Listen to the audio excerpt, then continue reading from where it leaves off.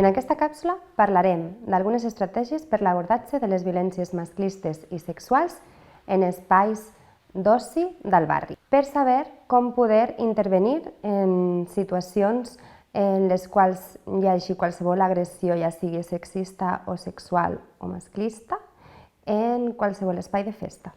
Els protocols per la prevenció de les violències masclistes i sexuals són eines per detectar, intervenir i prevenir qualsevol tipus de situacions que generen violència. Es tracta d'una eina de posicionament col·lectiu que ajuda a abordar les violències sexuals i masclistes d'una forma consensuada, conjunta i col·lectiva a l'hora d'intervenir quan passi. Aquests complementen les eines que ja existeixen i amplien la capacitat d'abordatge a nivell local sobre aquestes agressions.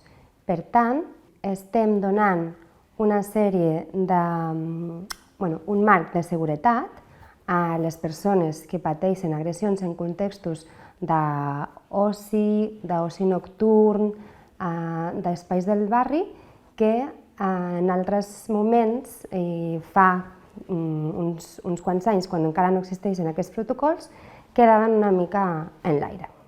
Els protocols, com els processos de creació d'aquestos, ajuden i serveixen a prevenir i intervenir quan passen aquestes agressions, també donen suport a tot el que pugui passar després, és a dir, les conseqüències d'aquestes agressions, i, per últim, també aborden altre tipus de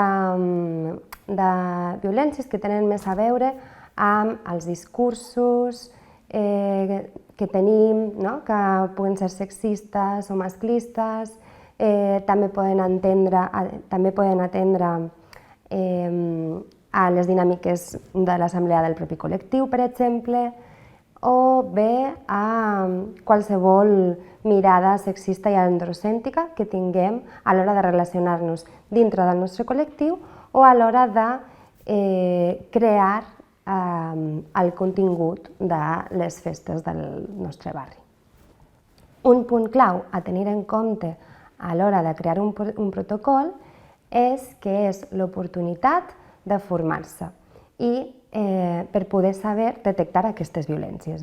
Moltes vegades, quan fem formacions o acompanyem a col·lectius a crear-los, a crear els protocols, a vegades diuen que no hi ha aquestes violències, que no passen en el seu si o en els seus espais de festa.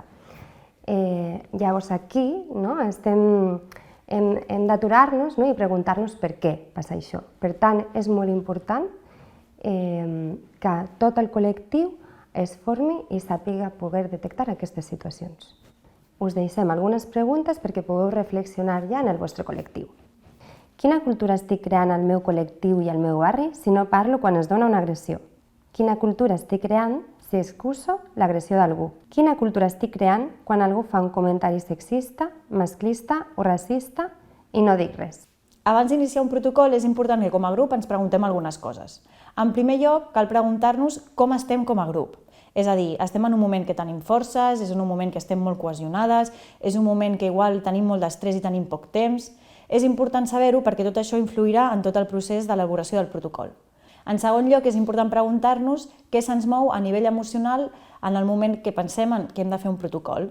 Per exemple, pot ser que hi hagin resistències d'alguna persona en el grup o pot ser que hi hagin persones en el grup que hagin patit algun tipus d'agressió sexual i que això influeixi. O també pot ser que com a col·lectiu hagin viscut algun cas en el passat. En tercer lloc, és important preguntar-nos com es durà a terme aquest protocol. Per exemple, voldrem acompanyament? En quin temps comptem? Tindrem recursos econòmics? És important saber tots aquests elements perquè influiran de forma directa en com elaborarem aquest protocol. També és important saber qui liderarà aquest protocol i per què. Per exemple, volem crear una comissió, només que el facin dues persones, volem que siguin tot dones o persones LGTBIQ, volem que els homes s'impliquin en l'elaboració d'aquest protocol, és important tenir-ho clar. I per últim, també és important que sapiguem si volem tenir alguna comissió o alguna persona que s'encarregarà d'acompanyar-nos si hi ha algun conflicte o algun malestar emocional en el procés d'elaboració del protocol. Hi ha diversitat d'escenaris on podem desplegar un protocol. Per exemple, les festes populars, festes de barri, festes alternatives, festes majors, esdeveniments culturals, esportius, a festivals, per exemple, festivals d'oci, culturals, esportius, musicals, o establiments d'oci, a bars, barres, guinguetes, discoteques mòbils. A continuació, podreu veure els passos a tenir en compte per la creació d'un protocol. Per començar, crearem els principis orientadors del protocol. Després seguirem amb el procés de diagnosi. Seguim amb el disseny i elaboració del protocol, quin seguiment i avaluació del protocol tindrem, com serà l'organització institucional i tècnica a l'hora de fer efectiu aquest protocol i, per últim, o també es pot començar per aquí, la formació prèvia a l'hora de crear el protocol i d'entendre el marc conceptual i la formació durant el procés, per poder també acompanyar aquest tipus de violències. Ara us explicarem les bases per crear un protocol. Primer, important, partir d'un mateix marc comú i posicionament polític vers les violències sexuals i com actuar davant d'aquestes. Llavors, decidir els àmbits d'aplicació, on aplicarem aquest protocol, en quins espais d'oci públics, privats, etc. Un altre punt molt important és saber qui gestionarà el protocol. Pot ser una entitat, pot ser el propi col·lectiu, una entitat externa, organitzar-se en l'Ajuntament, etc. Una altra part seria la gestió de la informació. Què fem amb tota la informació que anem recollint de tipus d'agressions que passen, de com atenem, del procés d'avaluació, etc. Altre punt és que la informació del protocol sigui accessible, amb cartells, tríptics, etc. I per últim, tindre molt clares les estratègies d'intervenció. Per tant, els focus de les estratègies d'intervenció han de ser qui ha causat el dany, qui l'ha rebut, com impacta això en la comunitat i quina responsabilitat té també la comunitat. Per altra banda, també quin serà l'equip d'atenció i les fases d'intervenció. Ara us compartirem algunes accions que podeu incloure dins del protocol per prevenir i actuar davant les violències masclistes i sexuals que es donin en els espais d'oci. Accions preventives. Dins de les accions preventives, un primer pas que podem fer és la diagnosi. És important que diagnostiquem en els espais de festa i els espais perifèrics de la festa aquells espais que poden generar inseguretat. És important que sapigueu que els espais influeixen de forma directa en la percepció de seguretat de les persones. Per tant, a tots aquells espais amb poca il·luminació o aquells espais amb poca visibilitat fa que les persones, especialment les dones i persones LGTBIQ, deixin d'evitar aquests espais d'oci. Tenir un efecte directe en els seus drets i llibertats en poder viure la festa. Per tant, un primer pas en la diagnosi, un cop detectats tots aquests espais que generen més inseguretat, seria la de poder il·luminar i donar visibilitat a tots aquells espais que generen més inseguretat i també promocionar activitats i iniciatives que fomentin els llaços socials. Una segona acció preventiva són els gràfics. Per exemple, cartells on s'explicitin tots els passos d'actuació davant les agressions sexuals o masclistes que estiguin col·locats, per exemple, a les barres i que serveixin pel personal de l'organització. Per exemple, també ens pot servir posar cartells per tot l'espai de la festa que siguin cartells de prevenció i de sensibilització. Per exemple, també ens podem adherir a campanyes municipals o locals i posar els cartells d'aquestes campanyes en les nostres festes. I per últim, també podem fer difusió, per exemple, a través de samarretes, bosses, flyers i posar-les també per tot l'espai que serveixin per la prevenció i la sensibilització. En un tercer lloc tenim, per exemple, les campanyes audiovisuals. Podem muntar un vídeo per fer prevenció i sensibilització. Després, un altre element a tenir en compte és el tema dels canals. Per exemple, podem fer falques enmig de les festes. Entre concert i concert, poder nombrar que aquest espai és un espai que no té tolerància davant les agressions masclistes i les agressions sexuals, que hi ha un punt lila, i informar totes les persones d'aquestes accions. També, per exemple, podem fer campanyes a través de les xarxes socials. Podem fer formacions, tallers de prevenció de les agressions sexuals o també de la corresponsabilitat davant de conductes masclistes. També podem utilitzar canals massius, com les rodes de premsa, la ràdio, els programes de la festa major i altres programes de les webs. Una altra acció de prevenció, per exemple, és fer xarxa entre les entitats i associacions del barri on estigueu. Un altre element important dins de les accions de prevenció és l'espai públic. És important que com a col·lectiu conegueu quines són la regulació d'ordenances per assegurar espais lliures de violències masclistes i agressions sexuals. Per una altra banda, potenciar tot el que és la il·luminació dels espais públics, també evitar les aglomeracions i, per últim, diversificar les activitats per tots els públics i en tots els horaris. Un cop hem vist les accions de prevenció, anem a veure algunes de les accions de detecció. Pel que fa als punts liles, és important que estiguin situats estratègicament en un lloc de visibilitat i que per tot l'espai estigui senyalitzat com poder arribar en aquests punts liles. També és important que en aquest punt lila hi hagi informació variada que reflecteixi la realitat que poden estar vivint les dones i persones LGTBIQ+. També és important que les persones que estan en el punt de referència tinguin informació al voltant de violències masclistes i violències sexuals. També és important que hi hagi la parella itinerant, que vagi donant voltes per l'espai per poder fer deteccions en aquell mateix espai. En cinquè lloc, és necessari que hi hagin voluntaris i voluntàries que puguin donar suport, però que tinguin també formació. També hem de promoure l'augment dels punts liles en l'espai. I per últim, també és necessari que en el mateix punt lila hi hagi persones que estiguin recollint i fent seguiment de tots els casos que s'han detectat. Pel que fa a la festa major, és important regular l'expedició de llicències i afegir en el plec de clàusules la necessària adhesió de bars, barres i establiment al protocol i que almenys es faciliti la formació a tots aquests agents perquè hi hagi una persona a cada bar, barra i establiment que pugui atendre en casos d'agressions sexuals o masclistes. En segon lloc, és important que la programació de la festa major inclogui noves propostes feministes i amb l'ampliació de propostes de diversitat cultural. I per últim, també és molt important que com a festa major i també com a punt lila, davant d'agressions masclistes i davant d'agressions sexuals, fem un comunicat públic.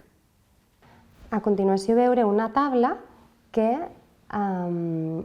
explica una sèrie d'accions d'intervenció i que les podeu prendre com a suggerència. I l'important és que vosaltres creeu aquelles accions que tinguin sentit i que estiguin al vostre abast i en base als vostres recursos.